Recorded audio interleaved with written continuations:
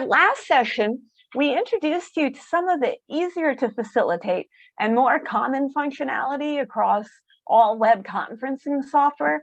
And we talked about how you could use them to increase interactivity with participants.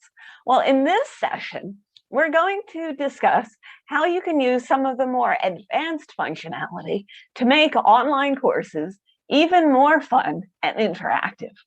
Now, keep in mind that the functionality that we're going to discuss in this session varies greatly between web conferencing software and even between different versions within the same brand of software. So what we're going to talk about today, for example, works differently if you're in WebEx meetings than if you're in WebEx events, than if you're in WebEx training. So I cannot stress enough, before you decide which of the functions you're going to use and which web conferencing software you're going to use, make sure that you can do what you need to do on the conferencing software that you're thinking about using. Well, we began the last session by recalling all the bad things that we have seen in other people's webinars. But now I'd like us to consider the other side of that coin. So I'd like you to think back to all the webinars and all the live online sessions that you have ever attended. Try to recall which are the ones that stick out in your mind as the best. And now that you have that in your mind, I'd like you to write into the chat box the most memorable moment from that webinar.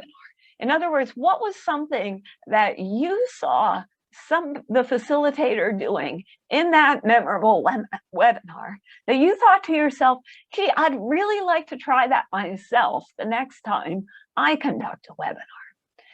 Maybe it's an activity. Maybe it was the way they did their gloss, or the way they reinforced the learning or handled difficult questions.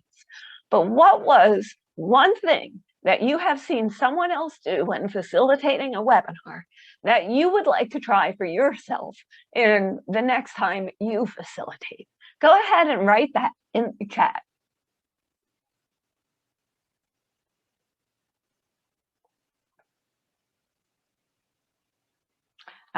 Using the breakout rooms. The first time you were part of that, says Cosby. Oh, the 4-day pictures from the first day. Thank you. Thank you. Playing a game, says Home. And using a poll, says Ezra. Great. Great. Oh, that's a good one. Using a word cloud tool to count the voting during a big webinar. Oh, that sounds like a lot of fun. Using Padlet as a tool. I never even heard of that. And Assad says, a webinar with great questions posed. Wonderful. Well, the good news is that, oh yeah, Mentimeter is good. Slido, I'm not familiar with that one either. Boy, this is great. I'm getting all kinds of good ideas to go look at myself. Yeah, Mentimeter is a great version of that. Absolutely.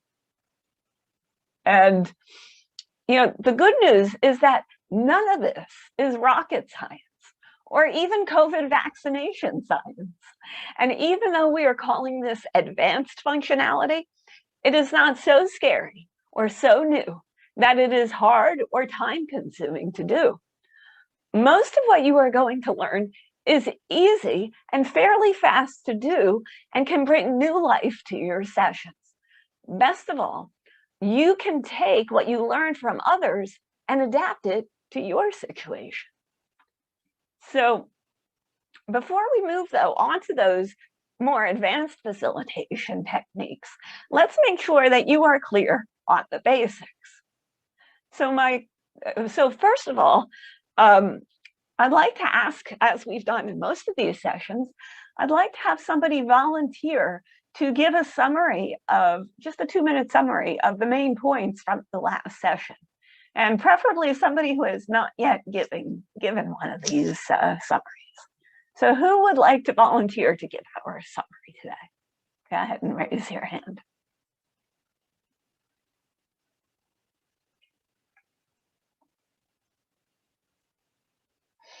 Okay, last call to volunteer to give the summary before you get voluntold.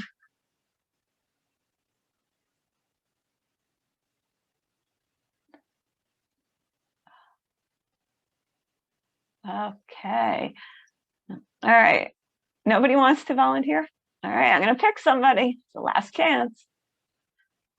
All right, Stephen, would you mind giving us the summary, please?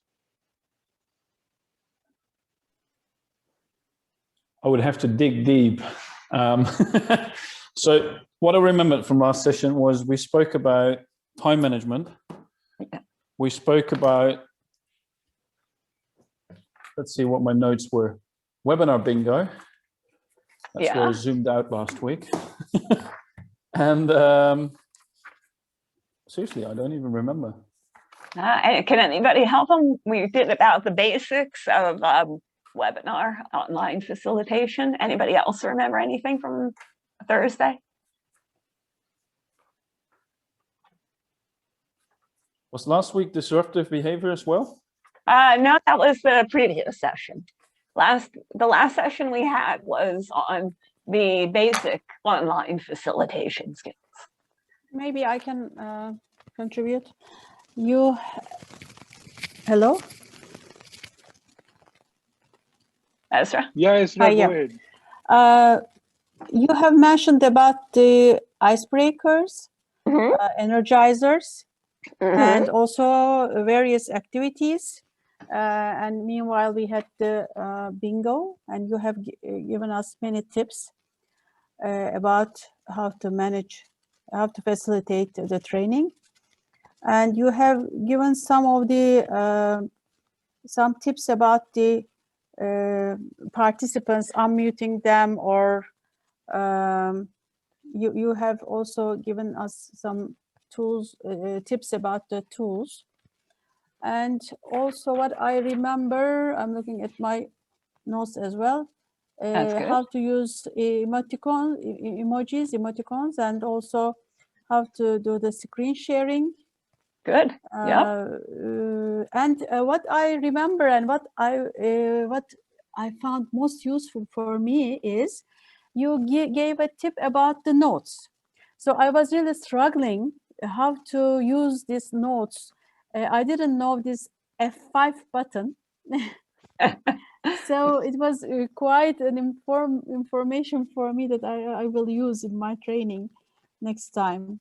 Wonderful. So, and it's the Alt key. It's the Alt key plus the F5. Yes. You have to do both of them. Yeah, great. That's a great summary. Yeah, we talked about the microphones and the cameras and the preparation. We talked about the response emoticons and about how you can adjust your slides, you know, reducing the amount of content that you have in there. So good job between the two of you. Thank you very much. Were there any questions that, oh, and Kasi brings up also the idea of storytelling too. Thank you, Kasi.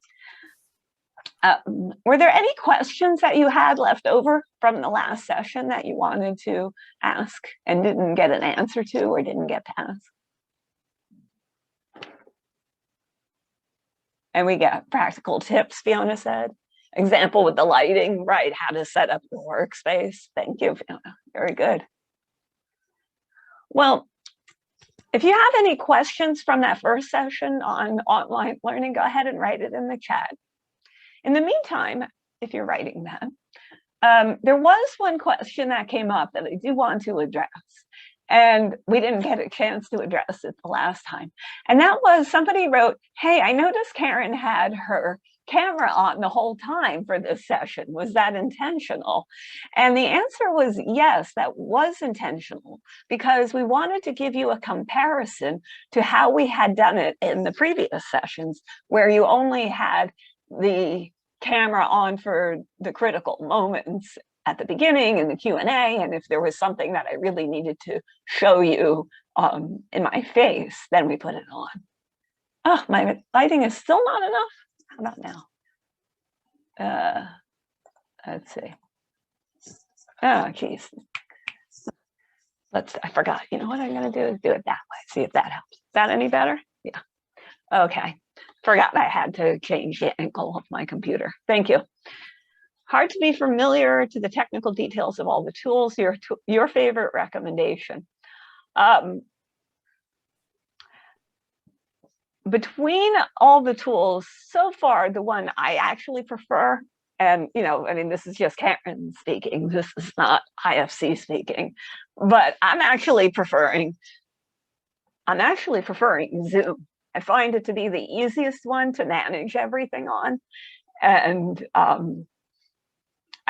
for me, I've used mainly Zoom, WebEx, and Teams as ones I've been facilitating through. And that would also be the order of my preference on them. So that would be, I guess, my favorite tool. Is there some way to see the participant view in Zoom? Yeah, so if you go up to, and this is even if you're in the participant view, well, if you mean seeing the other participants on the call, if you go up in the top right corner, there's a little button that says Zoom, that says View. And if you click on that button, or it's a little word, it'll give you a choice between Speaker View and Gallery View. And that Gallery View allows you to see like everybody all at once. So Assad, if that's what you meant, that's how you do it. But if you no, Karen, what I meant was that, when you are the host, can you actually see what the average participant would see on their screens? I don't mean their pictures. So sorry. for example, or does that depend on each individual participant's settings of Zoom? No. So what you see, if you're facilitating, if you're the host or the co-host, you see that view. If you want to see exactly what the participants are seeing, you have to turn on the second computer and log in as a participant. Right. Okay, got it. That's the only thing I've been able to figure out. Good question. Well, the other question that came up was, did I have the camera on the whole time on purpose? And like I was saying, yeah, we did that on purpose because we wanted to give you the comparison. And so we actually have a poll question, or two poll questions for you now that Rohit is going to pull up. And it's about the use of that camera. So the first one is, how did you feel about having my camera on for all of session 6? Do you feel that it enhanced your ability to understand, that it kept you more connected and engaged, that it didn't really make a big difference, or that it did not make me feel more connected, or that frankly it just affected me? So you can go ahead and vote for that one. And then if you scroll down, there's a second question, which is, when I was talking on the last call, did you feel like at least 60% of the time I was looking at you? And did you feel like so your choices are, I felt like you were looking at me most of the time, I felt like you were reading your notes or looking at the screen most of the time, or you felt like you were looking in too many different places most of the time. So go ahead and vote. We're just curious to see how this comes out.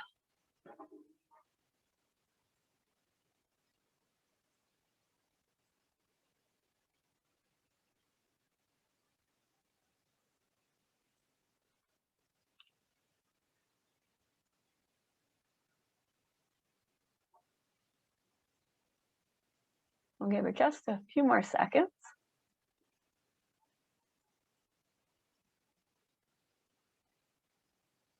Interesting.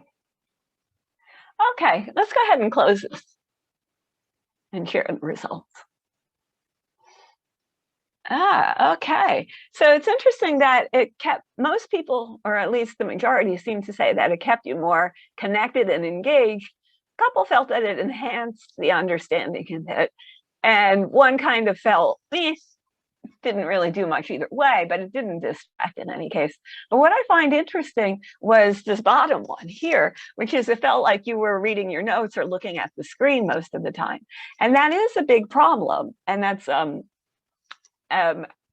still trying to figure that one out myself, frankly, and that's why I say, like, if it's not significantly enhancing the understanding, then, maybe from the facilitator's point of view, it may be not worth that extra amount of difference because it's harder, it's much, much harder to have your camera on the whole time, especially if you don't want to look like you're looking at your screen and reading your notes, because if you are reading your notes, because, you know, there's a lot of information, then, you know, you have to memorize everything, and that's really hard too.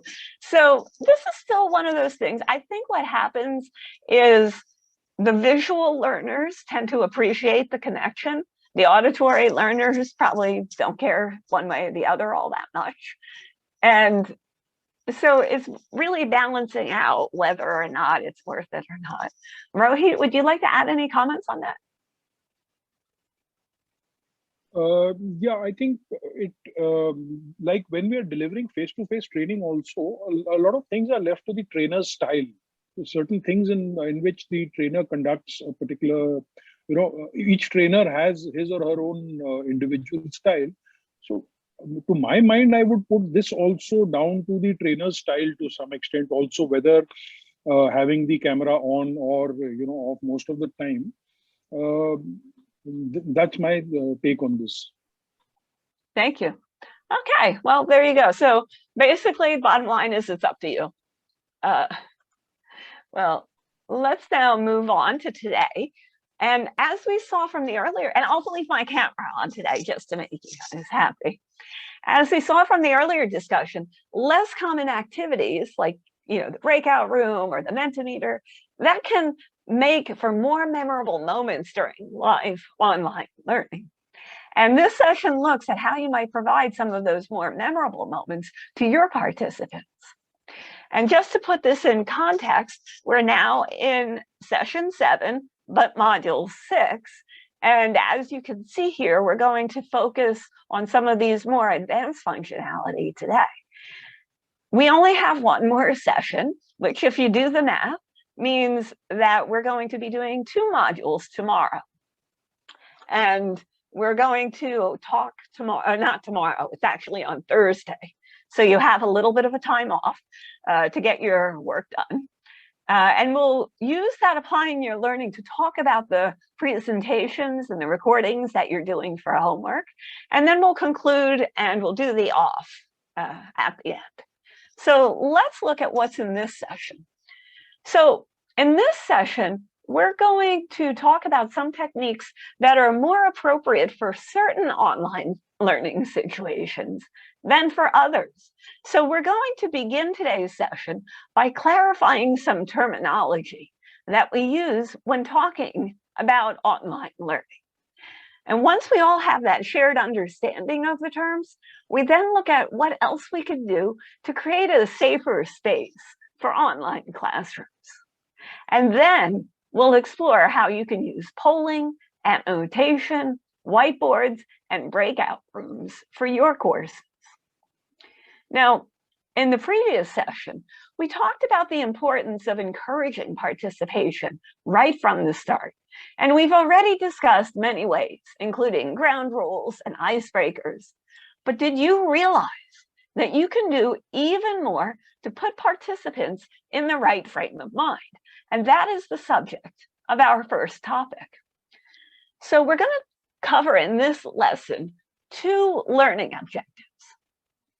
We're going to get more specific about the types of live online classrooms that exist and what are the distinguishing characteristics of each.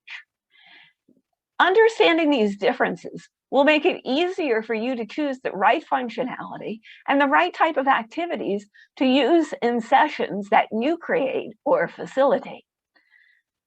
Once we know the purposes of our courses, we can then set the right tone, which is the other main topic of this section. So let's begin by examining some terms that you might have heard and even used interchangeably. You know, people often use the term webinar and live online learning interchangeably, but in fact, they're not quite the same thing. And since they have slightly different purposes and slightly different characteristics, it makes a difference when you're preparing to facilitate. So in just a moment, I'm going to show you some characteristics that are specific either to a webinar or to a live online learning session. And when you see the characteristic, I'd like you to write a W in the chat if you think the characteristic describes a webinar, and write an L if you think it applies to a live online learning session. And if you're not sure, just take a guess. But for sure, all the characteristics apply to one or the other.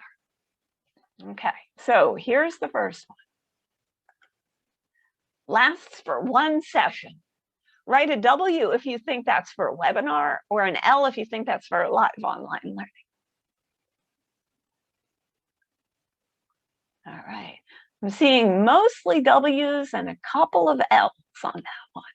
The answer is W. Yeah, a webinar is a single session event.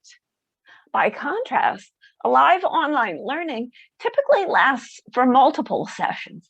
Like this whole program that you're doing is considered a live online learning.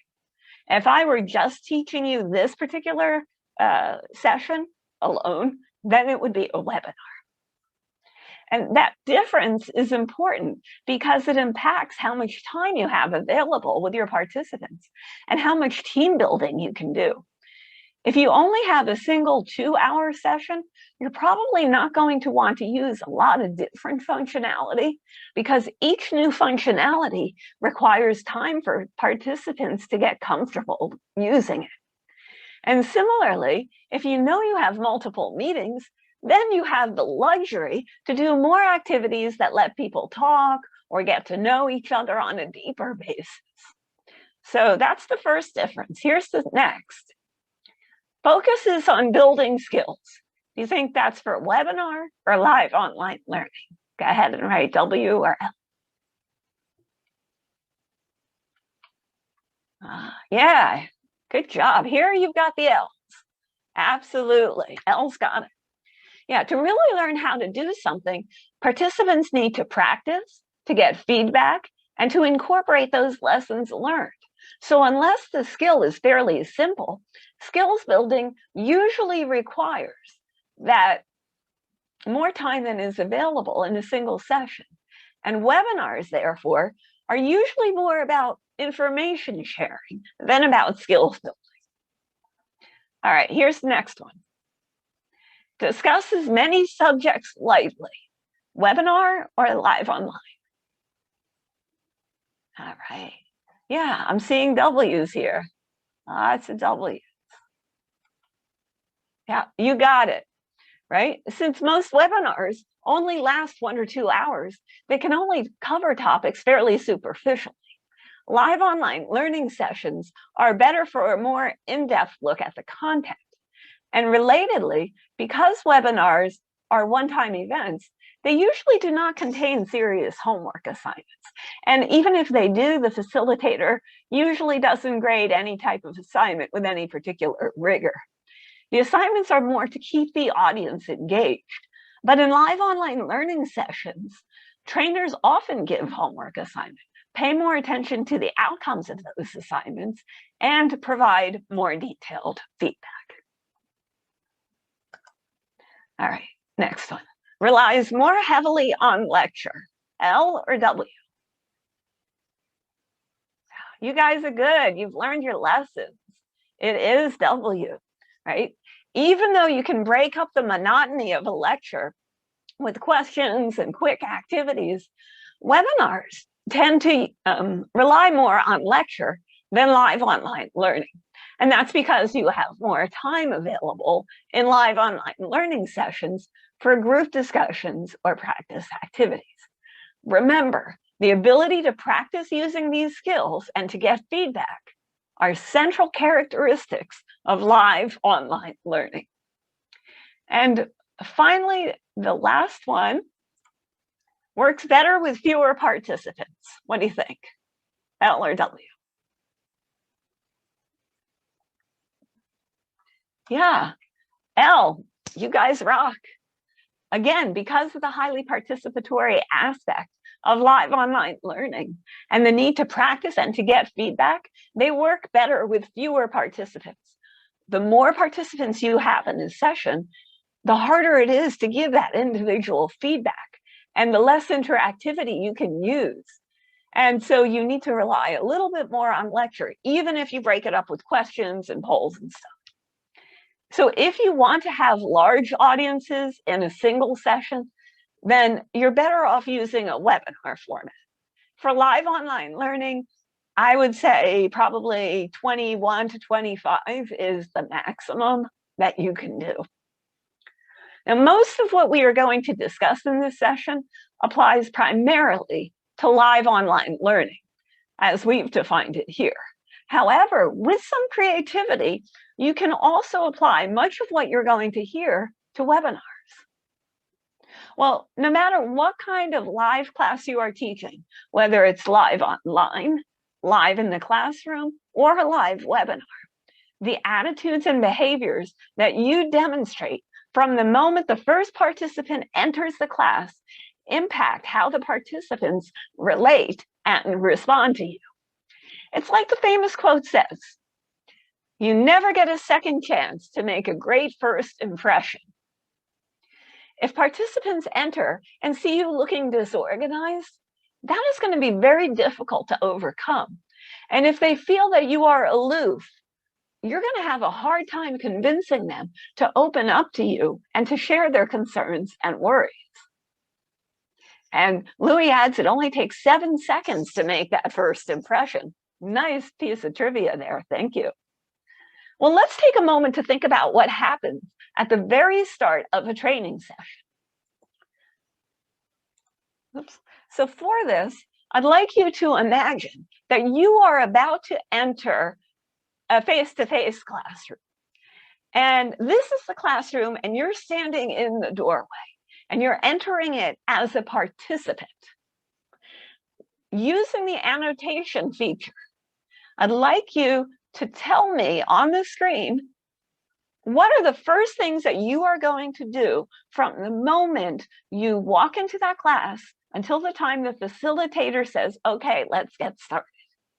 Now, if you don't quite remember, the annotation function is up at the top next to where it says you're viewing Karen Feely's screen.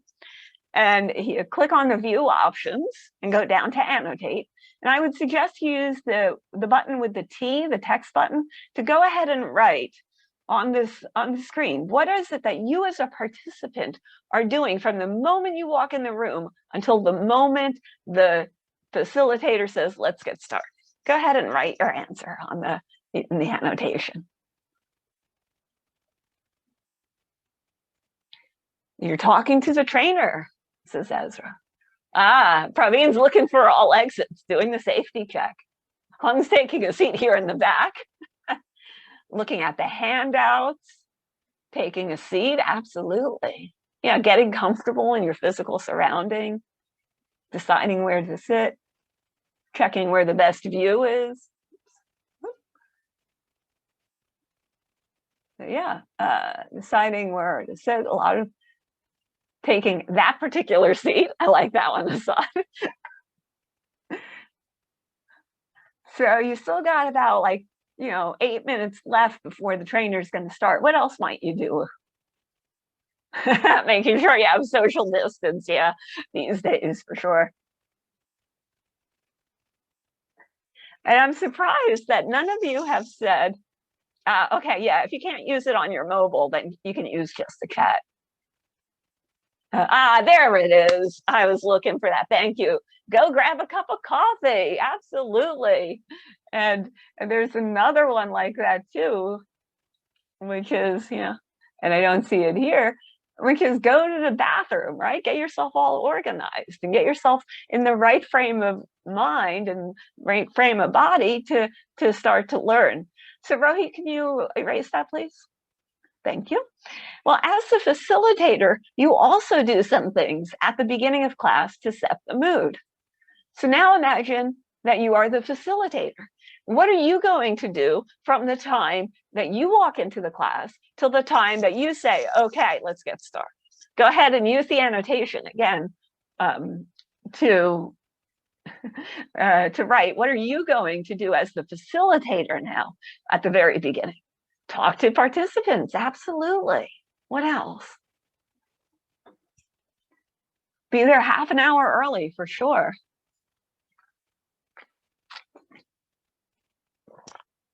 Play some music, good answer.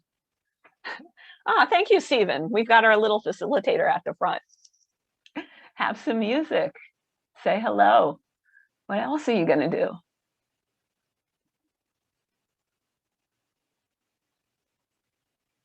Breaking the ice by being a bit personal, says Abdullah. Right. Break the initial ice, say hello to the different participants, smile at people, try and look relaxed. Make sure the class is vibrant and friendly. I really like that. Yeah, maybe put up some posters or make the room look good. Yeah, put a welcome message on the screen. Absolutely. Well, in the virtual classroom, we can do some of these same activities to welcome our participants. We just do them in a slightly different way. And Rohit, can you clear the screen? Thank you. Now, clearly, we don't need to provide food and drinks in the virtual classroom, and nor do we need to tell them where the toilets are located. Yes, check if the class is hot or cold. Thank you. Rohit, can you clear that one? I think we're good now on those. Well, even though we don't need to tell them where the bathrooms are located, we do need to familiarize them with their virtual surroundings. And reception slides played before the session begins can help with that. Just like you saw me do at the beginning of this session, you can use the reception slides to explain how to navigate the software. And that saves you some time explaining the functionality during the session. And you can also do the equivalent of posting basic ground rules posters by having a slide that reminds people of the rules of good online etiquette, what we call netiquette. Just like having a poster hanging on the wall gets the point across without calling a lot of attention to the matter, reception slides can do the same thing. Reception slides also give the participants something to view so that they're not just staring at a blank screen or a static picture while they wait for the session to begin. And this can help to relieve the worry that their screens might have frozen. So you can set your slides to advance automatically. So for this, I'm actually going to give you another backstage look here, just in case you've never seen this before and don't know how to do it. Let me come over to here. Okay. So, yeah. So in your slides, in your PowerPoint, if you go over, you're in your working view and you come over to transitions, over here at the far right, you see advanced slide. If you click the after, you can then set the timer.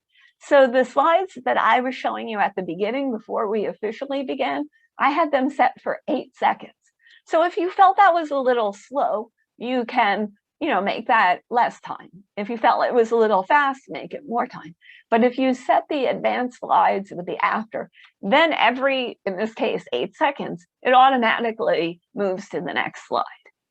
Now, I will tell you that if you, especially in Zoom, but I think this is the same in most of these, if you have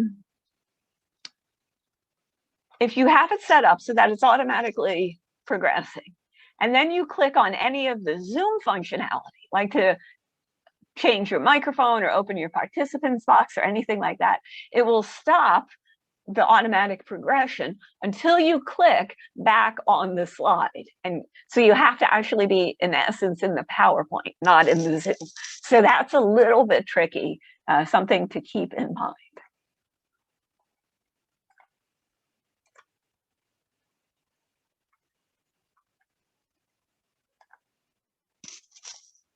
Okay. And let's see here. Yeah, so it gives them something to see. And you can also use the reception slides to display a question for participants to answer in chat while they wait.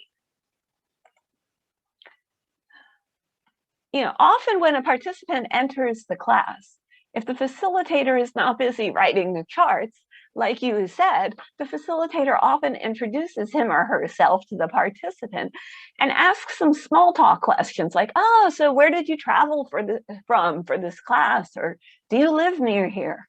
And the point of these questions is to begin establishing a rapport and to find commonality with the participants. Well, reception questions, those questions that you ask participants to answer in chat before the session formally begins, serve the same purpose. You can use them to make small talk while you wait and to figuratively close the gap between the two voices on the call. Just like you do with answers to chat questions during activities, you can acknowledge the answer to reception questions to make connections. And that helps to make participants feel like you're becoming their friends, which in turn makes them feel more willing to participate. So you can ask fun questions like, where would you like to go on your next vacation? Or what is your favorite food? And you can also ask questions to learn more about their experiences and attitudes towards the topic of discussion so that you can better tailor your remarks. But remember, you're asking them this before you begin talking. It's really just while they're waiting. So keep in mind their level of comfort too. In addition to building rapport, those types of questions give them something to do while they wait for the session to begin, and that helps keep their attention right from the start. Well, of course, thinking of fun, interesting, and somewhat relevant questions is not always easy. So let's do a little activity to build our trainer toolkit.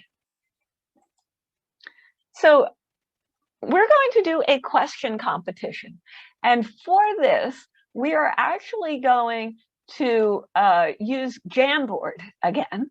And so Rohit is going to put into the chat the link to the Jamboard, which is over here. And as he's doing that, I will explain to you what we'd like you to do. This is going to be a competition. And so thank you, Rohit. It's there. You can click on it. All righty. So we've got people that are starting to join. That's great. Thank you. So imagine that you are facilitating a session on how to expand one's business through exporting products. And you want to have a reception question open before the session formally begins. So what I'd like you to do now, and in just a few minutes, we'll break you up into 3 groups. So don't write anything just yet. We'll tell you when to write. But in your groups, I'd like you to come up with as many interesting, appropriate, and relevant reception questions as you can. Write them on your group. So we have a sheet for group 1, and then there's 2 more sheets for group 2 and group 3. So I said this is going to be a competition. So what did I mean by that? What I meant is we're going to give you and we're going to do this fairly quickly. We're going to give you just about like 4 minutes to write on the whiteboard as many questions as you can think of. And then when we come back together, we're going to look at the responses. For every question that you get right, you'll get a point. So if group 1 goes and they have, let's say, 10 questions that are appropriate and that are unique, they'll get 10 points. So what do I mean by unique? Unique means nobody else came up with the same question. So let's say group 1 goes, they get 10 points, group 2 goes, and now group 2's third question is pretty much the same as group 1's last question. Both of you put a little X near that last question, and neither of you get a point. So group 1 goes down to 9 points, and you take it off that way. So we'll score them in the debrief. But for now, we're going to need you to come up with different questions, and you can talk to each other. We'll break you up into groups with your jam session there. So Rohit, can you tell us who the groups are? Yes, group 1 is Abdullah, Akshi, Asad, Chang, Ezra, and Sheetal. Group 2 or room 2 are Fiona, Louis, Moshin, Raveen, Kazi, and Shanaz. Room 3 or group 3 are Huang, Shilpa, Stephen, Premasri, and Vikram. Great. Okay. So when you're ready, Rohit, you can send them off. Yeah, and just a point of honor, no peeking at the other people's pages, so that although they're going to be visible to you. Oh, very good point. Thank you. Great.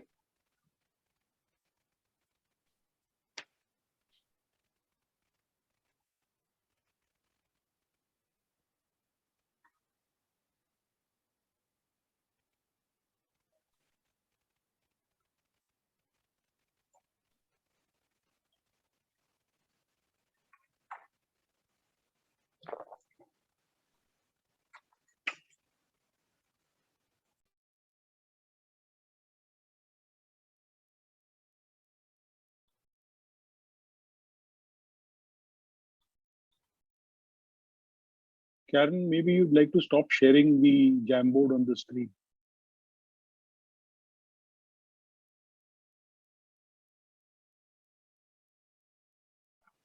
Thank you.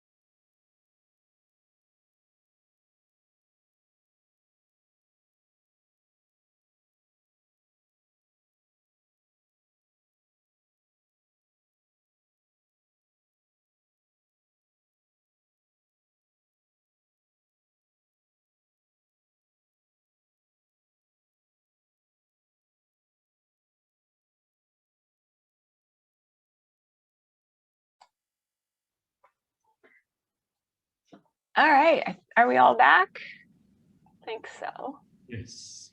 All right. So we're going to start with group 1. And Rohit is going to be our scorekeeper here, keeping track of how many and making sure that we don't have any repeats. So group 1, would you like to tell us about your questions?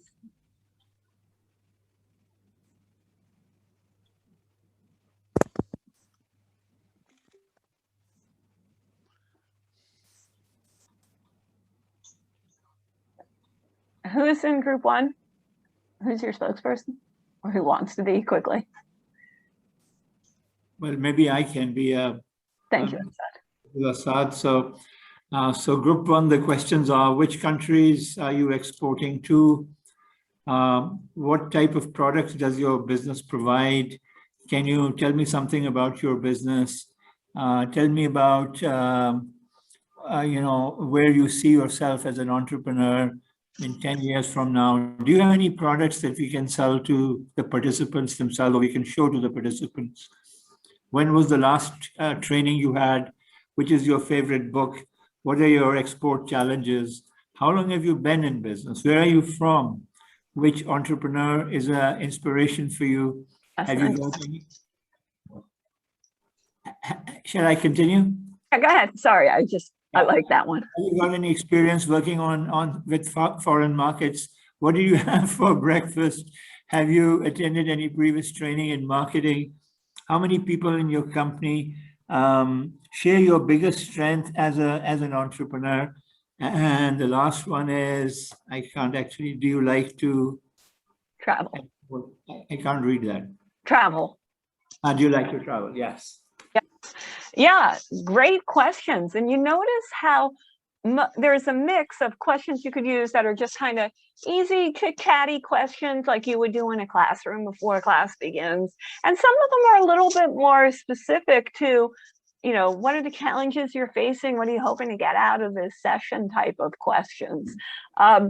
The only one that I think is a little bit tricky on here is, do you have any products that we can sell to the participants? I'm not totally sure that would work as, hi, you don't quite know me yet. I'm just starting to talk to you and we're online. So that one might be a little bit of a question, but the rest of them I think are really good. So that's how many there? That's 17, right?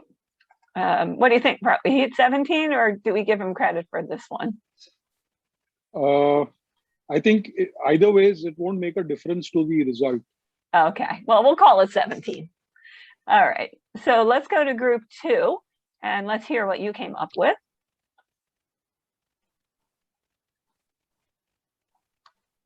Who's a spokesperson from group 2?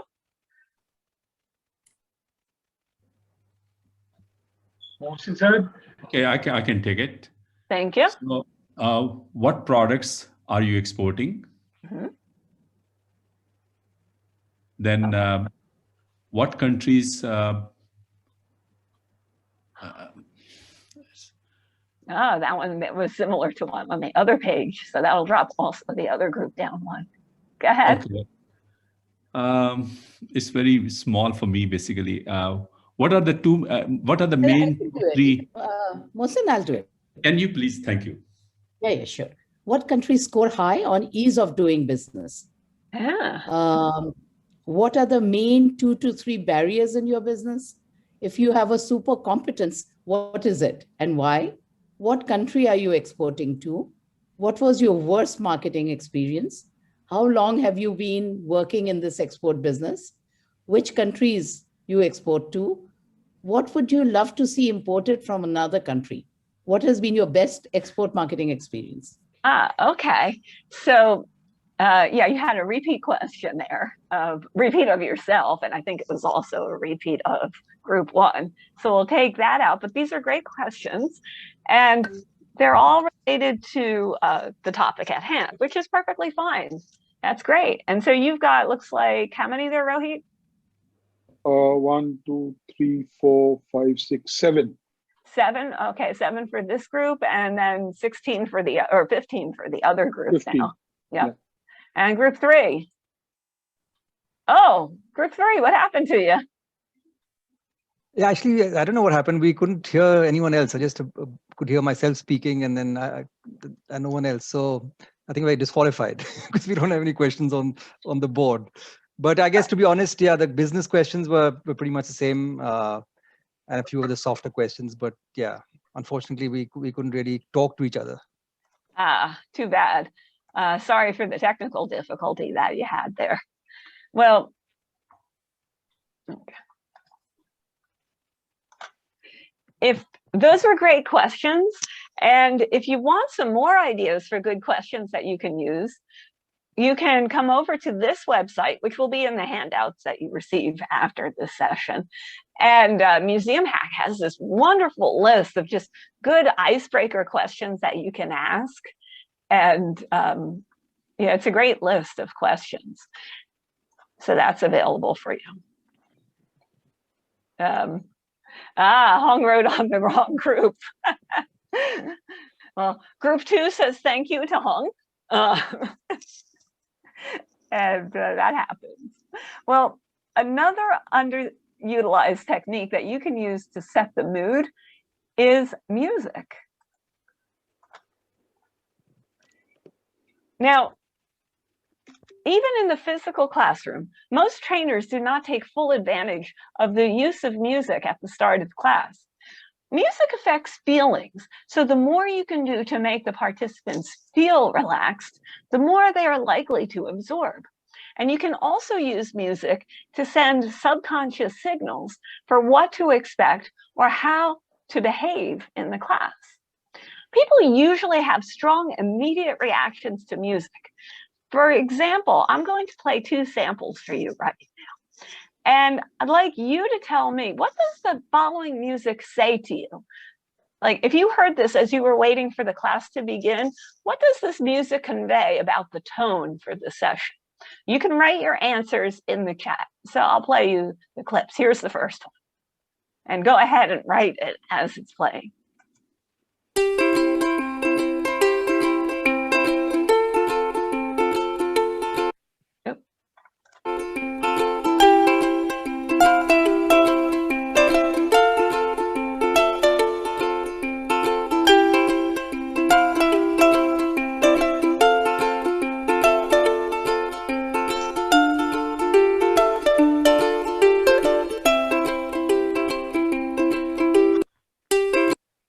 Yeah, so I'm seeing lots of happies and uplifting and cheerful, upbeat.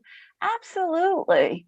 You know, this would be a good song to waiting line music. Yeah, that's kind of what it is. Absolutely. You're waiting for the chorus to begin. This would be good to use before a session that is likely to be controversial or which is going to have a strong emotional reaction to the content because it keeps people happy and calm and relaxed. So it'll Karen, Abdullah had a comment that music in some cultures may not be welcomed a lot.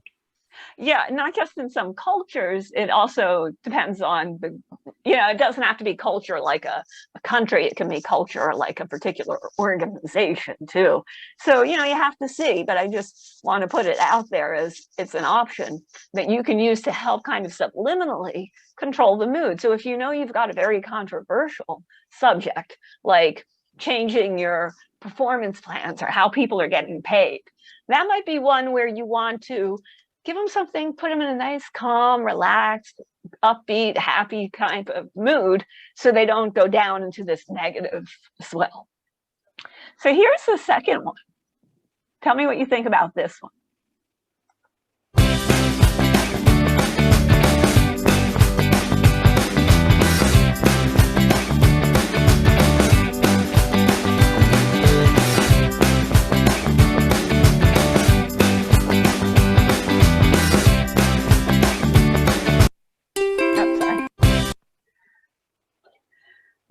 Yeah, you got party, a lot of energy, maybe too much energy, it's speed. Yeah, Vikram feels like it's not appropriate. Again, it kind of depends what the topic is, what the audience is, what the culture is, but it's an option. You could use that because it's so happy and energetic and lively. You could potentially put this in before a session that's going to be very serious and very boring and that is going to put people to sleep because it's so dry and it's just a way to get people's energy going. You could also use it. It's good for like a sales or a motivational type of course where, maybe you're teaching salespeople about some new products and you want to get them really excited about it. And yeah, Hong says you could use this after lunch too, right? To just get people back in the mood and wake them up so they don't go into a food coma. And for a sales rally, Louis says, absolutely. Now, using music is certainly not mandatory to set the mood, but in some cases it can help. And because so few facilitators use it, Having it at the start of your session can make you stand out from the crowd and make the presentation more memorable. If you are going to share music through your web conferencing software or share video or any audio, make sure you choose the right setting. If you just play the music loudly on your computer, it's going to sound tinny or hard to hear. So what most conferencing software has now is a selection box, either at the top or the bottom of the pop-up window that displays when you share your screen. So if you want to try this now, click the share screen button on in the bottom of your screen. And you see when you share it, that what comes up in that box are all the applications you have open and everything. At the bottom in Zoom, there's a little button that says share sound. And if you click that, that will have it come out through your audio on your computer and sound clear and not tinny. And then normally you would just hit share, but please don't do that right now. Okay. Okay, well, regardless of whether you choose to use music or not, at a minimum, use the following tips to set a good mood and create a conducive learning environment. All right, remain conversational, yet professional. Try to sound like you're having a one-on-one conversation with each participant on the call. That helps them feel more connected to you, even if they don't see your face. Of course, we still want you to be professional in how you speak and what you say, but try to avoid sounding too stiff or like you are reading your script. That would not be good, right? Be enthusiastic. Energy is contagious, and what you give to your audience comes back double to you and keeps you going. Remember to orient the participants. Orient them both to the software and to the plan. Remind them how to use the relevant buttons and let them know the agenda for the meeting. That's why we tell you to outline or talk about the structure in the gloss. And if it's a multi-session event like this, start each session by placing that session in the context of the larger course map. That lets them know how far they have come and how much more they have to go in their learning. Follow the 20-70-10 rule. Now, a good rule of thumb for organizing your content is to leave 20% of your time for introductions, about 60 to 70% for the heart of the content, and the remaining 10% for reviewing and concluding. So that means that in a 2-hour webinar, your gloss should be approximately 24 minutes. Approximately. It can be a little less, that's good. And remember that if you're planning to leave 15 minutes at the end for Q&A, then you must calculate your time off of 1 hour and 3/4, not off of 2 hours. So in that case, your gloss would be around 20 minutes. So we've hit the 1 hour mark. Let's take a break now. And we'll come back in about 5 minutes and you can ask me whatever questions you have on this section on setting the mood. Okay, so I've got 2 after. So let's come back at 7 after. So either 7 after the top of the hour or 7 minutes after the bottom of the hour. Okay, see you in a few minutes.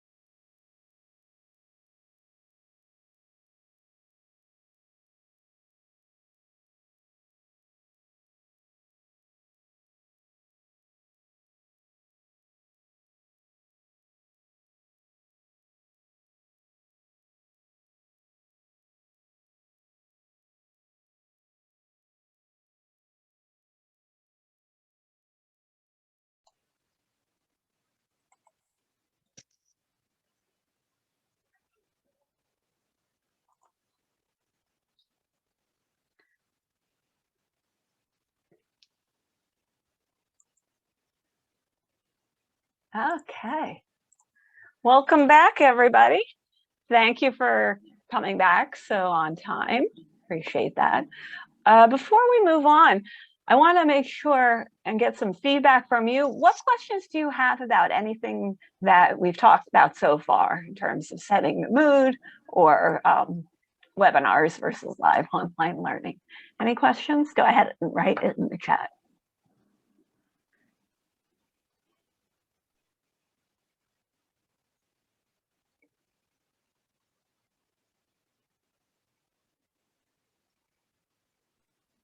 May I ask a question? I mean, it's easier. Yeah. Okay. No, I thought if it is exciting, then there will be exciting music. If it is serious topic, it'll be serious music. But fortunately, the other way around, or not other way around, if there's a serious topic, still we can use exciting music. That's lovely. I thought, yeah, more like a comment than a question. Well, thank you. Yeah, I think it's a great technique, and most of us don't even think of using it that way, but there's so many little ways to help put your audience in the right frame of mind. Thank you. And Akshay said, what's the best way to get a self-introduction of the participants in the beginning of a live program? Well, again, it depends on how many people are on the call. If you've got 60 or 50 or even 30 people on the call, I wouldn't bother trying to do everybody. It's gonna, because even if you've got like, 30 people and you give everybody 30 seconds to introduce themselves, which is no time at all, you've used up 15 minutes of, what could be an hour or 2-hour session. So you really have to think about it. What you can do is use your reception questions and say, just keep reminding people as you're waiting for the session to begin, please write into the chat, what is your name, where you're joining us from, and, what is your biggest concern or something like that. And that may be, if you have a small group or you're doing a multi-session, then absolutely do some good individual icebreakers. But if it's a long, limited time, I would be a little hesitant to do individual icebreakers or individual introductions, I should say. Good question. Thank you. Well, one of the reasons that people like to attend live training is to learn from their peers in addition to learning from the trainer. So throughout this program, you've already seen many examples of how you can use chat and microphones to share your ideas and your insights. In our next lesson, we're going to look at other functionality that you can use to encourage collaborative learning. People learn better when they work together because collaboration encourages participants to be both the learner and the teacher at the same time. It also reduces the stress by sharing the workload. You don't have to come up with 20 questions. You only have to come up with 2, right? And if everyone comes up with 2, you've got 14 questions or whatever. It enhances creativity. You hear one person say something and you go, oh, right, that sparks an idea. And it builds confidence because sometimes people are afraid to say an answer to the whole group because they're not sure if it's right. But if they say it to 2 or 3 people and 2 or 3 people go, that's a great idea, then they feel more confident to say it. So this lesson looks at how you can encourage collaboration in your webinars and live online sessions. This lesson explains 4 fun tools for collaboration and how to use them effectively. And as mentioned earlier, these tools function differently in every software, in every version of every software, and in some they may not be available. So make sure you check to see if you can use them in your situation and with the software you're planning on using. So since our first topic in this section is going to be polling, let's begin with a few quick polls. And for the first one, I'd like you to use your raise hand emoticon. So remember, that's in the reaction button at the bottom of the slide. That's it. You got it, home. Thank you. I haven't asked the question yet. So the question is, raise your hands if you have used any form of a poll in any webinar that you have ever facilitated. Go ahead and raise your hand if you've ever used any kind of a poll in any webinar or live online session that you facilitated. All right, we got about, oh, it's going up. Got about half the group that's done it. Great, that's great. Well, let me ask you a second question now. And for this, Rohit, can you pull up the poll? Right. What methods have you used to conduct your polls? And you can select as many as apply. So have you used the raise hand response emoticon like we just did when you're facilitating, not as a participant? Have you used the check mark emoticon? What about having people turn on their cameras and actually raising their hands? Or having them write the answer in the chat, or using the polling function? And if you've never used a poll as part of what you're facilitating, then just click don't use polls, or haven't used polls. Go ahead and vote, and make sure you hit the submit button when you've finished clicking your choices. Okay.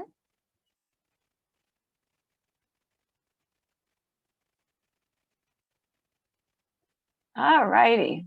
What do we got, Rohit? Let's see the answers. So most of you have used the chat box. Some of you have used the polling function. And a number of you have used the raise hand. Great.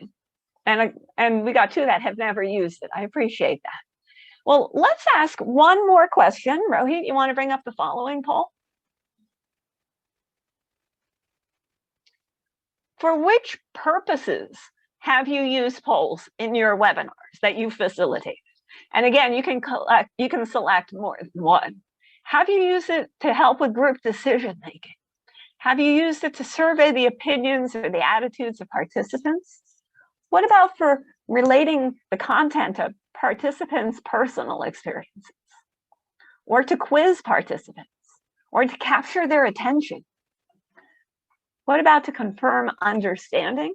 And again, if you don't use polls or you haven't used polls, just click don't use polls. So you can vote for as many of these as you want, and then remember to hit the submit button.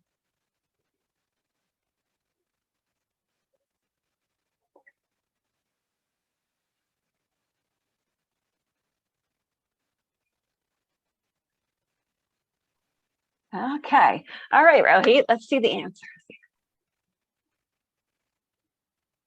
So the big winner is surveying opinions or attitudes. Great. And then some of you have used it for quizzing participants, right, to check their knowledge. And also to confirm understanding. Great. And again, there's two people that haven't used it, so now you've already gotten a new idea about how you can use it. Well, thank you for doing those polls. And polls are a great way to keep participants engaged, build curiosity, and to get feedback and insights from participants. As you can see, you can conduct polls in many different ways, and that helps keep things interesting. Now, technically, when you do polls that use the emoticons or the chat, those are called spontaneous polls. And when you use the polling function, like I just did here, those are called synchronous polls. So what did you notice are the benefits of using the polling function as opposed to using the response emoticons? Go ahead and write your answer in the chat. Karen, Abdullah has a question. Okay, and as Abdullah is asking his question, the rest of you can write your answers. So Abdullah, what's your question? Hi, Karen. My question is, right, while using polling, I use it in Mentimeter. And one of the options that they give it in Mentimeter to the people who participate or who vote in polling is actually, do you want to get the results in your email? So the results are shared in the email. Is it a good practice that the participants should have the record or no? Over. Thank you, Abdullah. I think it depends on what you're using it for. If you're using it like in group decision making, absolutely, really good idea. If you're using it, you know, to get somebody's attention at the beginning or to test out their attitudes before you tell them something that hopefully is going to change their attitudes, that you might not want to share it with them. So it really depends, but if it's for decision making, it's probably a good idea. So the question, I hope that answers your question. The question I was asking is, what are the benefits of using the polling function? And Mohsin says that you get the results immediately. And Shanaz says that people can see what each other are thinking, which is great answer. You don't have to scroll through the chat to see the answers. Yeah, that is really nice, Vikram. I agree. And it's new. It's a different way of doing things. Anything new captures their attention. And you have the number, Achi says. You can actually see exactly how many people said each one. And it can be anonymous. And actually, with the polling, you, depending on the software, some of them, like Zoom, let you choose. Do you want this anonymous or not? So you can do it either way. And it increases engagement, says Ezra. Absolutely. Now, if you felt that 3 in a row seemed a little bit much, don't feel bad. You're correct. Normally, it is better not to do so many in a row because, as you've now experienced, it gets a little bit old. But if you do sequential polls, there are times when it is appropriate, like when you want to make a point about how something feels, or to quickly assess the audience, or just to add some variety to the pace of the session. In general, though, it's best to sprinkle them throughout the session instead of bunching them together. So when are a good time to use polls?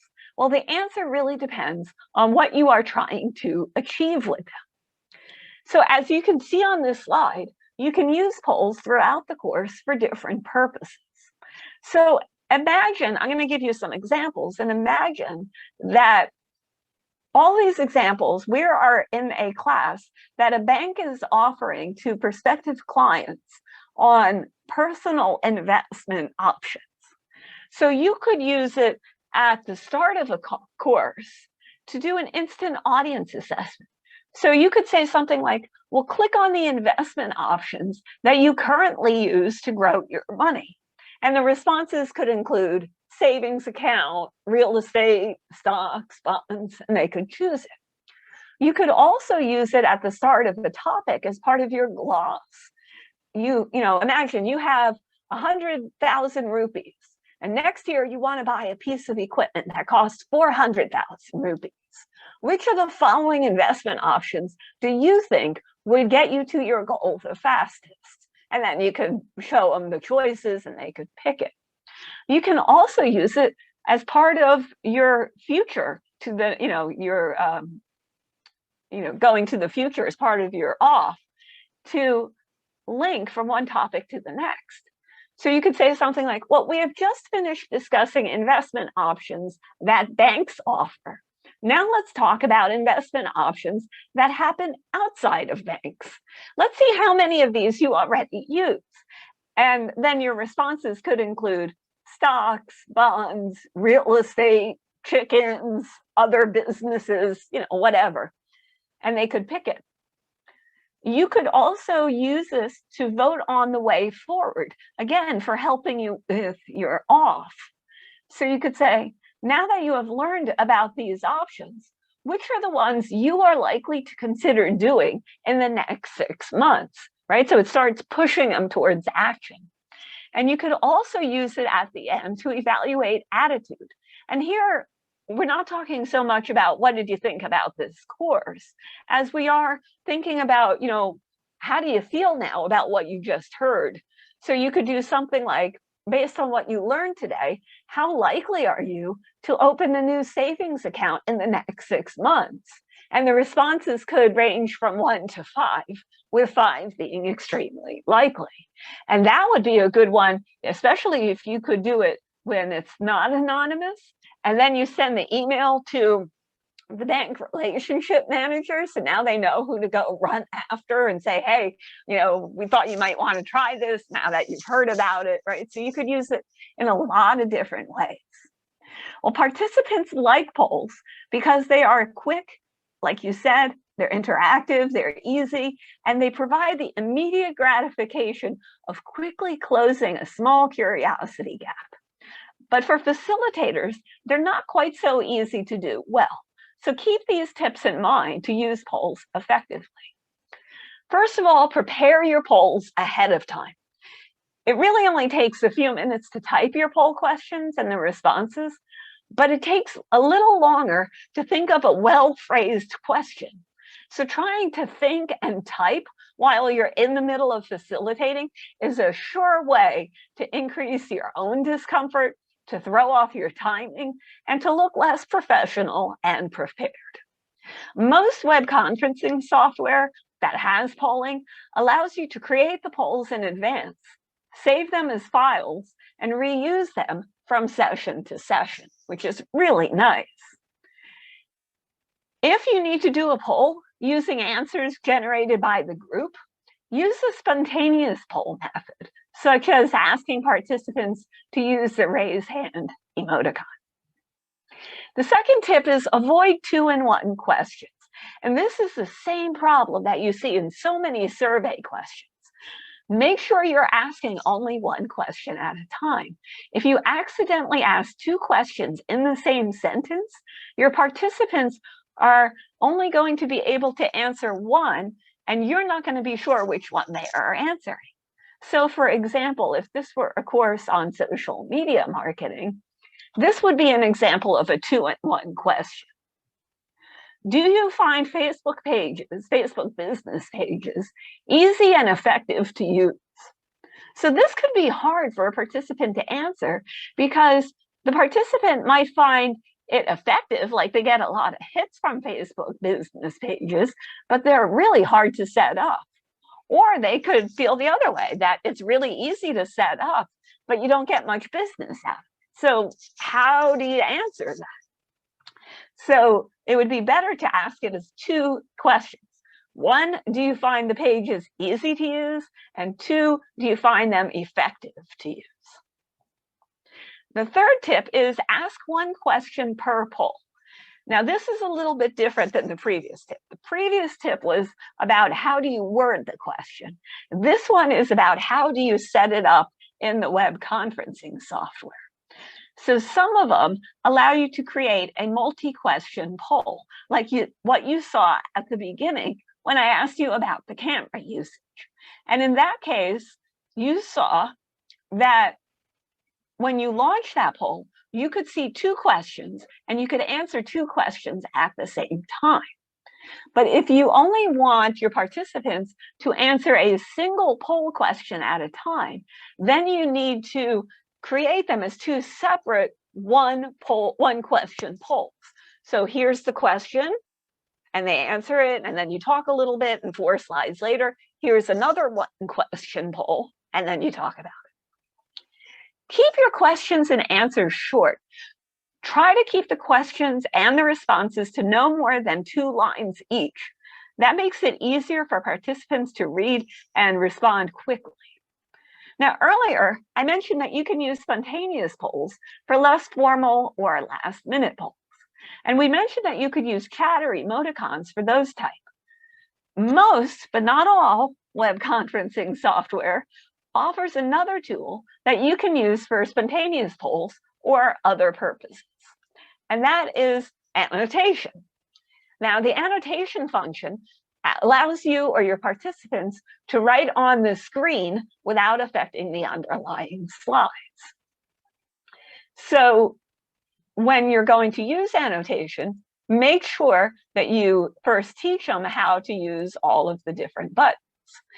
And you might want to give them a little bit of a practice time before you do it for real, so that they get used to it. Because frankly, they're going to, once you show them where this is, they're going to play with it anyway. Now, so far, we've already used the text and we've used the draw. The one we haven't used is the named arrow. So if you go into your annotation toolbar, which is up at the top, right? View, options, click. Right. Now, what I'd like you to do with your named arrow is point it to where you live on this map. So go ahead and click where you live. We got Louis down to Philippines. Assad's a little over there in India and Pakistan. Chital's down in India. Yeah.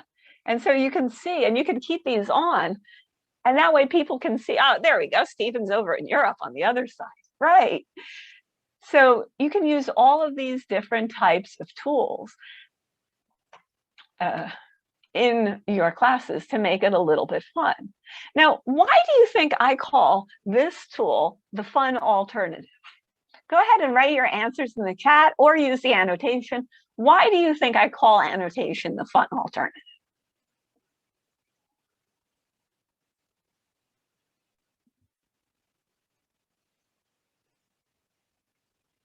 Yeah, people can get creative. It's not quite so controlled.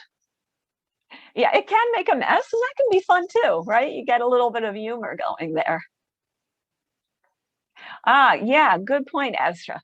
Ezra asks a question about using annotation on the iPad or on mobile Zoom. Absolutely, great questions, and that's actually one of the things I was going to bring up next. And I'll come to that in 1 second, Ezra. But you're absolutely right that it's a little bit more unusual. It's a little less controlled. It allows that creative instinct to get out. Absolutely. So here are, and Rohit, maybe you can clear that screen, please. So a couple of things about this. First of all, to Esther's question about mobile devices. Some web conferencing software does not allow you to annotate from mobile devices. So make sure that you check your software as you prepare to facilitate so you know what to tell them. And now some are starting to allow you to use it on your tablet, but not on your phone. So again, keep checking because these things constantly change. The other issue is if you are using your internet browser. Some software allows annotation only if you've accessed the session from the downloadable app. If you are using the web browser version, it won't work, and that is the case with Zoom. So if you have a participant that cannot annotate, ask if, one, are they on a computer or are they on a phone? And if they say they're on a computer, then ask if they're viewing the presentation in the web browser or the application. And most of the time, that will give you the answer. Another tip is screen sharing. In order for annotation to work, you first have to be sharing your screen. The only exception to that is WebEx. In WebEx, especially if you're using WebEx training or WebEx events, you have to use a file upload instead of screen share. So if you just share your screen, annotation won't work. But if you use what's called a file upload, then it will work, the annotation. But here's the tricky part. Your annotation will work, but your animation will not. So if you have, like I have here, where you can just click and have things come up one at a time, if you're using WebEx training and WebEx events, and you've uploaded your file so you can use the annotation, this will not work. So that's a serious drawback and something to consider. So great question there, Ezra. That was a good way of getting into this. Well, from the facilitator's viewpoint, annotation is fun because it's an easy alternative to so many types of activities. You can use it as an alternative to chart paper, right? Just like you would use chart paper in class to draw or to create a spontaneous list, you can use annotation for that. You can also use it as an alternative to chat. I was in one webinar and the facilitator said, okay, write your answers in chat. And something had gone wrong with the setup and nobody could chat. And so she very quickly and calmly said, you know what, forget chat, just annotate, use the annotation button and give me your answers that way. And it was a great backup plan. You can use it as alternatives to polls. And I mentioned at the end of the discussion on the polling function that most systems have another option for spontaneous polls. This is it. You can quickly create the choices on a slide, or you can have pre-populated text or images on the slide and have participants put a mark next to their choice. You can also use it as an alternative to a pointer, right? So you could either say, you know, here's where I am, if you have a good steady hand, or there, on some of them, there's a spotlight. Try that again. Let's try that one more time. Some of these have a spotlight function that you can use. There we go. So it turns it into a red dot. That's easier to see. So you can use that also. And you can use it for decision making. Annotation works well for decision making, especially when the choices are determined as part of a facilitated meeting. So let's see how annotation works for decision making by imagining that we are in a strategic planning session related to how we are going to market our business. Now imagine that we've just had a whole discussion and we've come up with a list of potential advertising media that we could use for our business. And the only problem is we have a set budget, and so we need to choose only 3 of these options. So we've agreed that we will decide by a vote, with each person getting 2 votes, and the top 3 options are going to get the money and be the winners. So on the count of 3, I'd like you to vote for whatever 2 marketing options you think our company should be using. And you can use any symbol or letter or image, just not your name. Ready? 1, 2, 3, vote. Only 2 votes per person.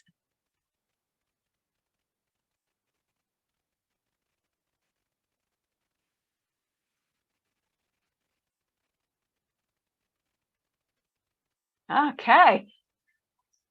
All righty. So it looks like if that were the end of the voting, for sure we're doing social media. And it looks like our next choice is probably newspapers, although it might be television. I'm not sure what those 2 dots are. So we might have, it might be newspapers and television are our top 3 choices. And it's that simple to vote using the annotation. Now, in this case, I created the choices ahead of time, but I could have just as easily opened up a blank slide and typed the options in as participants said them. When you use annotation, keep these tips in mind. And Rohit, if you would clear the screen, thank you. Keep these tips in mind. Make sure you enable annotation for participants before the session. Again, depends on the software, but on some of them, you have to enable participants' annotation permissions before opening the session. So there's like a setting that you have to click. And some of them say allow annotation, others say allow participants to annotate. Just make sure you check it ahead of time. And some software actually requires each participant to request permission to annotate. So if you do that, then your co-host is going to have to manually grant permission and click the yes button every time, which is a little bit of a pain. As I said, give a practice round so people can get comfortable with the tool before the vote. And it doesn't have to be long, it can be just a couple of seconds. And finally, keep your graphics and background simple. Use slides with lots of white space on them if you're planning on using the annotation feature, because busy backgrounds and a lot of annotation make it really difficult to read what's on the screen. Well, another tool that's like annotation is the whiteboard. Whiteboards are like annotation in that multiple users can work on them at the same time. The big difference between them is that annotation allows you to draw on a shared screen or have your slide as the background. But the whiteboard allows you to write on a blank screen that everyone can see instead of your slide. Whiteboards are particularly useful for ideas that are easier to convey in images or flows rather than in words. But they are also really quickly useful for writing lists in a legible manner.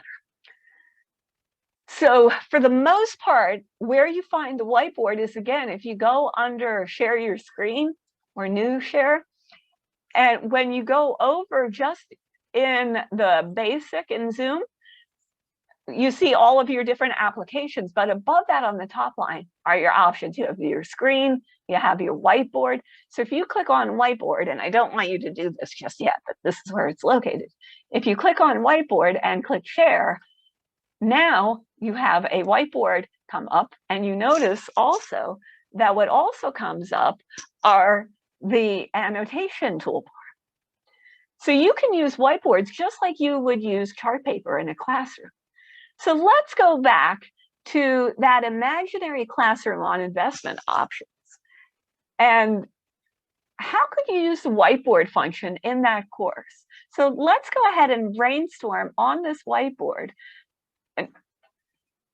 Okay, and we'll hold off on the brainstorming for 1 second. So if you click on share your screen. I'm gonna pop over here just so I make sure. Share. Okay, you can't see it right now because I'm sharing. So let me stop sharing for a second.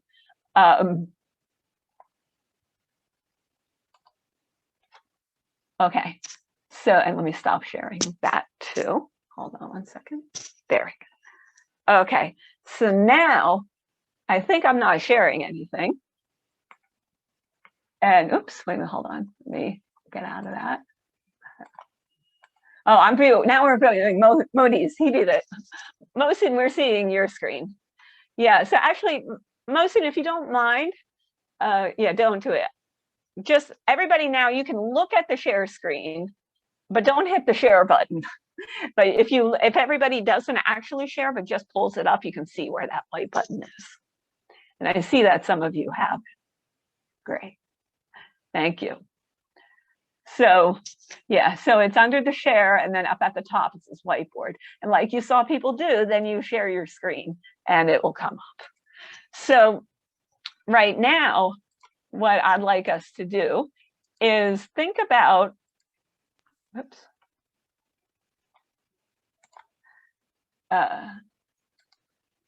Think about if this were that course in personal investment options, how could you use the right whiteboard in a training session? And we're going to actually use the whiteboard to write the list. So I'm going to create the whiteboard here.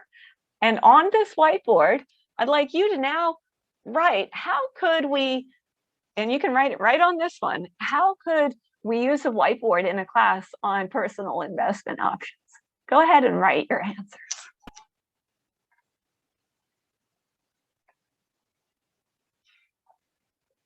It should have pulled, if it didn't pull up your annotation toolbar, go ahead and pull it up like how you've been doing it, and then you can write on here. So how could you use, and remember that after you type, you have to click on the screen to get your answer to show. Don't hit the enter key.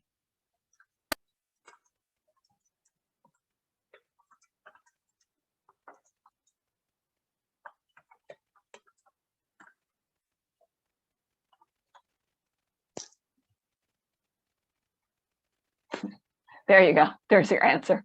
How can we use the whiteboard in a class on investment options? Get people to write using the textbook. Invest in the stock market. Right. So how would they do that on a whiteboard? What can you use the whiteboard for is my question. In that class, what could you use the whiteboard for? Brainstorming ideas. Very good. Yeah. Right. Results of a group discussion. Yeah, absolutely. What else?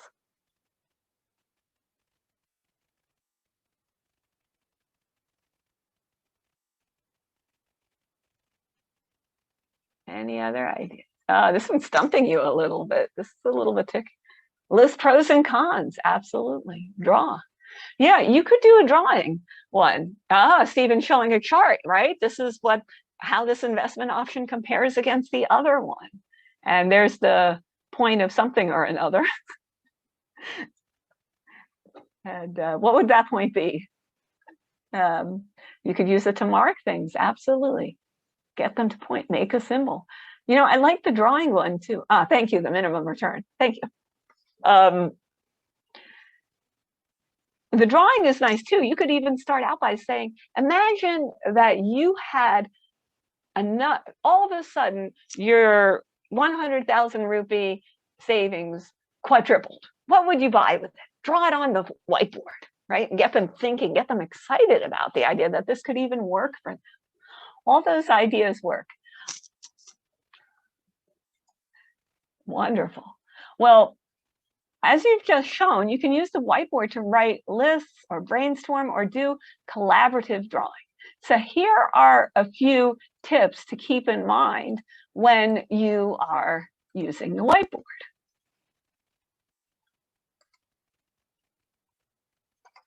There we go. First of all, try to avoid freehand writing if you're doing the drawing, because it's really hard to look like you are more than 5 years old when you draw on the computer, right? It's really hard to get that right, unless you're very good at it. You might want to try assigning colors to participants. If you only have a few participants in your session, consider assigning them a color for writing on the whiteboard. So Praveen, you're always going to be purple, and you know, Shanaz, you're always going to be silver. And that way, without having to spend a lot of time trying to guess who it is, you can just see right away who said that. Or you might not want to do that if you want to keep it anonymous. You can save the whiteboard results too. Just like with annotation, you can save the image of the completed whiteboard. And you do that at the end of that annotation toolbar by clicking the Save button. And just like we did, and I think you saw this a few days ago, you can, when you hit the Save button, there's a little button that comes up next to it that says Show in Folder if you're on a PC, or Show in Finder if you're in a Mac. And if you click on that, it pulls up the folder right where that PNG file is stored. Now, the tricky thing is to remember to reshare. In systems like Zoom, you can only share one item at a time. So when you share your whiteboard, you automatically stop sharing your PowerPoint. So the easiest way to transition smoothly back to the presentation is to click over to the PowerPoint and then start sharing again. This will remove your whiteboard and put it in the background while showing your audience the slides right away. If you close the whiteboard first, then you're going to lose all of the screen sharing, and the audience will see everybody's picture boxes or faces. So it's flip new share, not close the whiteboard. Could you say that again? Sorry, sure. I missed that. Thank you. Yeah. So let me. I'll show this to you two ways. So if I have a whiteboard open, I've just opened it, and now if I want to go back to my PowerPoint, the easiest thing to do is toggle over to the PowerPoint, so it's on top, then go over to New Share on the top of the control panel, and just select your PowerPoint slides so that they're right up on top. And so now you can see, oops, now you see the whole thing. If I were to do it the other way around, so I'm back here at my whiteboard for a second. If I were to close out of my whiteboard, and let me close out of the whiteboard. Now look what happens. Oh, we lose everything. And now I have to go back in and share that PowerPoint. You know, so it's just a matter of how smooth of a transition do you want to have. Thank you. In the activity we just completed, we used one whiteboard for the entire class. And while whole class activities are nice, they sometimes can result in less participation than what we had hoped for. And that's because when participants often feel a bit hesitant to share an idea in front of the whole group, at least until they've had a little bit more time to think about it or to get some validation from others that their answer is appropriate. And other times it is because they just need a few more minutes to think about the answer. Well, in face-to-face classes, we address this issue by breaking the class into smaller table groups that work together. Online, we can do that same thing using the breakout room. Like small group activities, breakout rooms give participants time to think of the answer before having to share them with the whole class. And that reduces the amount of uncomfortable dead air when you ask a question. Now, although you can do breakout room activities in single session webinars, they're more appropriate for multi-session live online programs. Because just like in the physical classroom, participants need a little bit of time to build trust and to feel comfortable working with each other. And single session courses do not often have that luxury of time. That doesn't mean you cannot do them in there. I have done breakout rooms in single session webinars, usually when I've had 2 hours. And when you do it that way, it's a good idea to, if you're going to do multiple breakouts, put people in the same groups. That way they don't have to keep, forming new groups, getting used to each other. Now, earlier in this session, you used the breakout room and you used the Jamboard when we did the activity on listing reception questions. I could have also had you use the breakout room and a whiteboard in each breakout room. So because we already have done plenty of these, I'm not going to demonstrate it now. Instead, I want to give you some tips to keep in mind when facilitating activities with breakout sessions. First of all, try to limit the room to about 6 participants per room. If you start getting bigger than that, just like with table groups and face-to-face classes, it gets hard to give everybody enough time to talk. And so this is another good reason to limit the size of your live online learning sessions. Because if you need to have more than 5 groups to accommodate the class size, you're probably not going to have enough time to properly debrief the activity and give each group the chance to share their results. So if your class is bigger than 30 participants, breakout rooms are probably not the right tool to use. As we've done in most of these sessions, in most of these breakout activities, we've asked you to select a scribe and a spokesperson. Remind them to do that and suggest that they pick different people for the roles each time so that everybody gets a chance to shine. Remind groups to open their microphones and their cameras when they go into the breakout session. And this one's important. If you're using WebEx training, remind participants to turn on their cameras and microphones before you send them into the breakout rooms.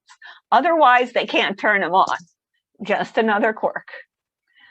Allow time for moving in and out of the rooms. As you've noticed, it takes about 30 seconds or so to get people into the groups and to get people out of the groups. So that can eat up a lot of time over the course of a session.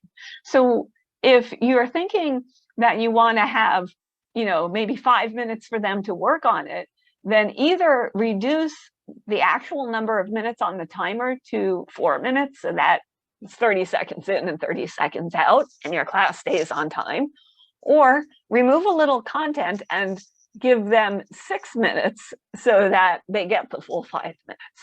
So think about how you want to compensate for the fact that you're losing about a minute to get people into and out of a breakout group. Also, some software requires participants to click the join button before going into the breakout room. And that also adds time. So what you can sometimes do is when you set up your breakout rooms, some of them have an option to auto send to breakout rooms.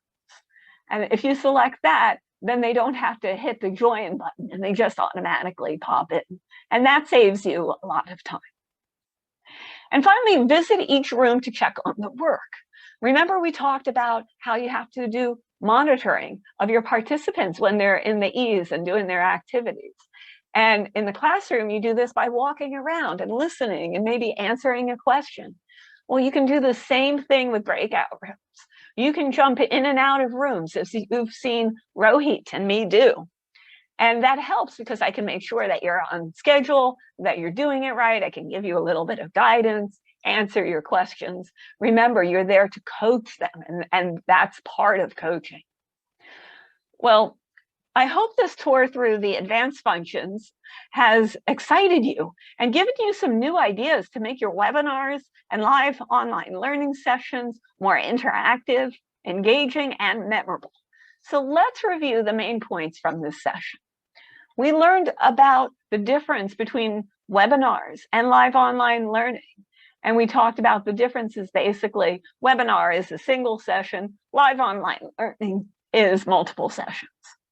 And we talked about the difference between the techniques you can use, to set the mood, about using music, about using reception questions, about being there to make small talk.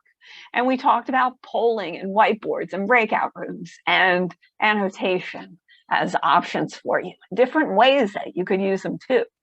So my question to you now, and you can write this in the chat, is how are you going to take what you learned in this session and apply it on your next webinar or live online session that you are facilitating? What are you going to do that you learned from today's session? Go ahead and write it in the chat. Using the breakout room. Esra has a hand up. Sorry, Esra. Yeah, I want to ask about the poll tool. Is it the same for all the Zoom, WebEx, or any other conference tools? Can you prepare your own poll in each of them? Most of them you can.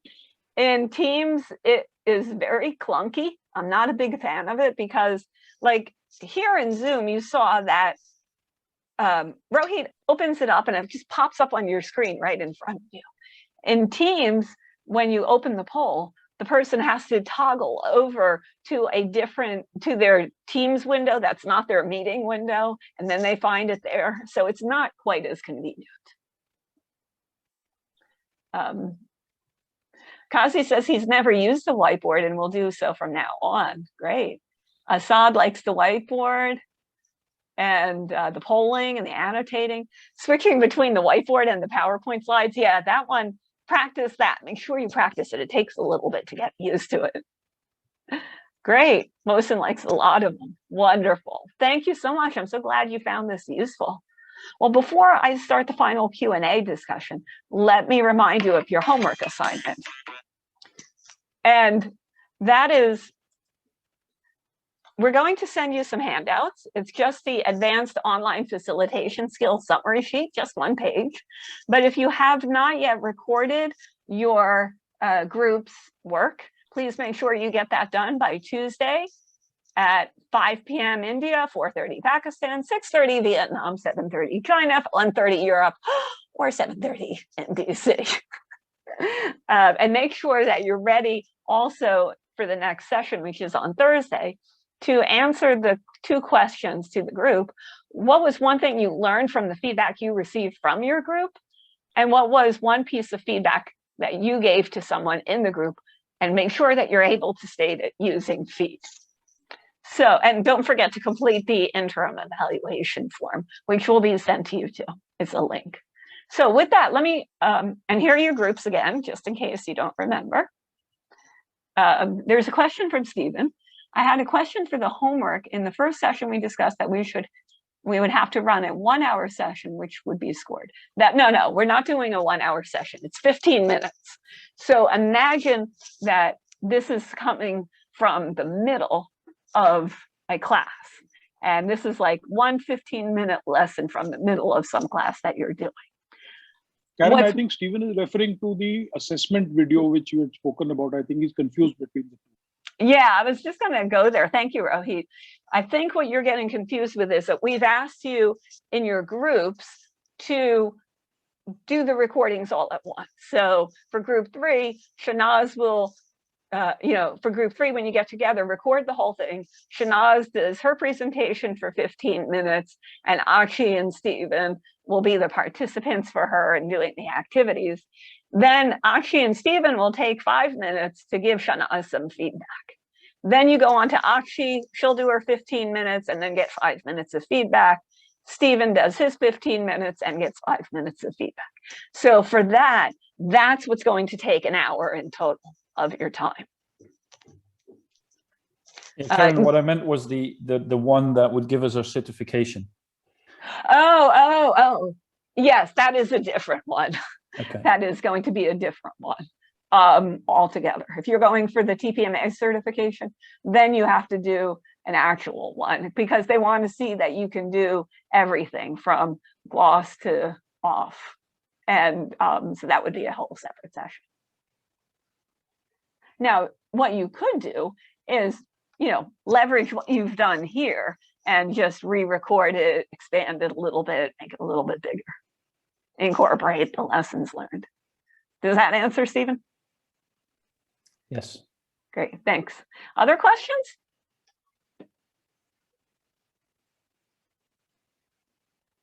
Karen, I think there are a few more questions about the practice videos, so maybe you can ask them to unmute and ask. Okay, go ahead. Shanaz had asked the question, the 15 minutes should incorporate glossies and off.